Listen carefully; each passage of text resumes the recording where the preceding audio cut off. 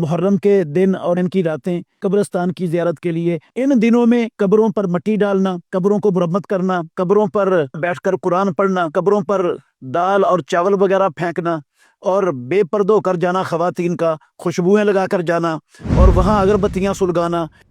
اسلام اللہ رب العالمین کا دین ہے۔ اللہ تعالیٰ نے محمد الرسول اللہ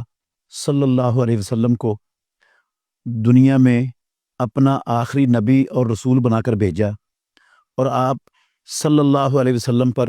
اس دین کو مکمل کر دیا، اور اس کا قرآن مجید میں اعلان فرما دیا، الیوم اکملت لکم دینکم واتممت علیکم نعمتی ورضیت لکم الاسلام دینا۔ اور رسول مکرم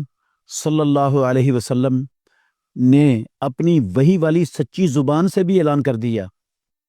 ما بقی شیء یقرب من الجنت و یبعد من النار الا وقد بین لکم، رواہ الامام الطبرانی فی المعجم الکبیر بسند صحیح۔ رسول اللہ صلی اللہ علیہ وسلم نے فرمایا، ما بقی شیء، کوئی معمولی سے معمولی چیز بھی نہیں بچی جو انسانوں کو جنت کے قریب کرتی ہو اور جہنم سے دور کرتی ہو اور وہ بیان نہ ہوئی ہو، سب کچھ بیان کر دی ہے۔ عبادات بھی آ گئیں، ان کے طریقے بھی آ گئے، ان کے اوقات بھی آ گئی، ہر شے جو اسلام ہے نا وہ اللہ رب العالمین نے اتاری، اور امام الانبیاء محمد الرسول اللہ صلی اللہ علیہ وسلم نے منوان ساری کی ساری اللہ کے بندوں تک پہنچانے کا حق ادا کر دیا۔ اس میں ایک ذرے کے کروڑویں حصے کے برابر بھی کوئی چیز چھپا کے نہیں رکھی۔ مگر ہم مسلمان کلمہ پڑھنے والے وہ اللہ رب العالمین کے اور اللہ کے رسول کے ان فرامین پر یقین نہیں کرتے۔ زبانی طور پر تو کہتے ہیں اسلام مکمل ہے، لیکن عملی طور پر ہم اس کو مکمل مانتے نہیں ہیں مسلمان۔ اس کی ایک مثال صرف دینا چاہتا ہوں۔ اس کلپ میں رسول اللہ صلی اللہ علیہ وسلم نے قبروں کی زیارت سے منع کیا تھا، اور پھر آپ نے قبروں کی زیارت کی اجازت دے دی۔ آپ صلی اللہ علیہ وسلم نے کہا، کنت نہیتکم عن زیارت القبور الا فزوروها فانها تذکر الاخرہ، میں نے تمہیں قبروں کی زیارت سے منع کیا تھا، اور تم اب قبروں کی زیارت کیا کرو کیونکہ یہ موت کو یاد دلاتی ہے۔ رسول اللہ صلی اللہ علیہ وسلم نے قبرستان جانے کی اجازت اور اس کی وجہ یہ بتائی کہ قبرستان جانے سے بندے کو موت یاد آتی ہے۔ باقی قبرستان جائیں تو کیا پڑھنا چاہیے وہاں پر جا کر، یہ بھی رسول مکرم صلی اللہ علیہ وسلم نے سکھا دیا۔ صحیح مسلم شریف میں کتاب الجنائز میں حدیث ہے، عائشہ صدیقہ رضی اللہ عنہا نے پوچھا رسول اللہ صلی اللہ علیہ وسلم سے کہ میں قبرستان جاؤں تو کیا پڑھوں؟ آپ صلی اللہ علیہ وسلم نے کہا، تم یہ پڑھو، السلام علی اہل الدیار من المؤمنین والمسلمین یرحم اللہ المستقدمین منا والمستاخرین نسأل اللہ لنا ولکم العافیۃ۔ یہ دعا سکھائی رسول اللہ صلی اللہ علیہ وسلم نے۔ اس کا مطلب ہے قبرستان جانا اس لیے جائز ہے کہ بندے کو موت یاد آئے، اور قبرستان جا کر یہ والی دعا پڑھنی چاہیے۔ اگر کچھ اور پڑھنا بھی جائز ہوتا تو رسول مکرم صلی اللہ علیہ وسلم ضرور سکھا دیتے۔ اب قبرستان کی زیارت کی اجازت تو ہے، خود بھی رسول اللہ صلی اللہ علیہ وسلم کبھی کبھار جاتے تھے، صحابہ بھی جاتے تھے، مگر رسول اللہ صلی اللہ علیہ وسلم نے کوئی دن متعین نہیں کیا قبرستان جانے کا، نہ جمعے کا دن،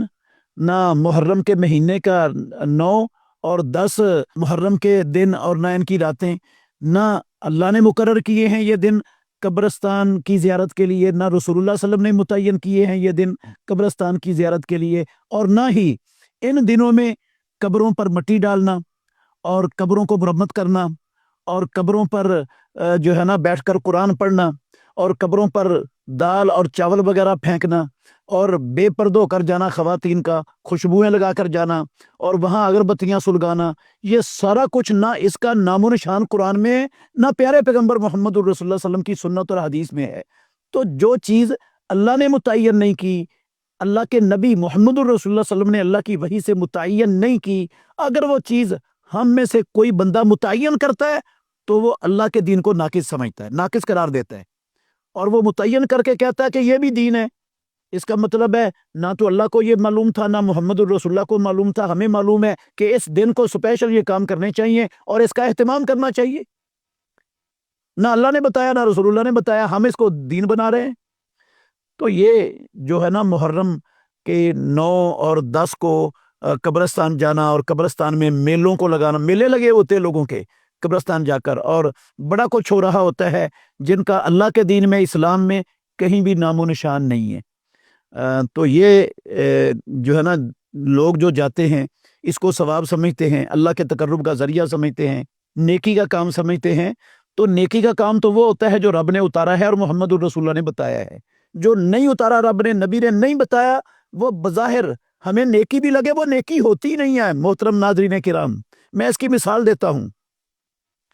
اذان پڑھنا قبر پر جا کر یہ نیکی نہیں ہے، نہ اللہ نے حکم دیا، نہ رسول اللہ صلی اللہ علیہ وسلم نے حکم دیا، نہ اللہ کے نبی کی زندگی میں پڑھی گئی، نہ صحابہ نے کسی نے اذان پڑھی قبر پر جا کر قبرستان میں۔ وہ اذان پڑھنے کی جگہ ہی نہیں ہے۔ اب اذان پڑھنا بظاہر اچھا کام ہے، لیکن اس کو وہاں پر جا کر پڑھنا یہ نیکی نہیں ہے، یہ گناہ کا کام ہے، اور یہ بدعت ہے، اور یہ گمراہی ہے، اور یہ جہنم میں لے جانے والا عمل ہے، جہنم میں لے جانے کا سبب ہے۔ ایسے ہی متعین نہیں کیا اللہ نے اور اللہ کے رسول نے ان دنوں کو قبرستان کی زیارت کے لیے، ہم متعین کر کے بیٹھ جاتے ہیں، تو یہ ہم نے شریعت کے اندر اضافہ کیا ہے، اور شریعت کے اندر اضافہ کرنا اپنے آپ کو اللہ کے برابر بنانے کے مترادف ہے،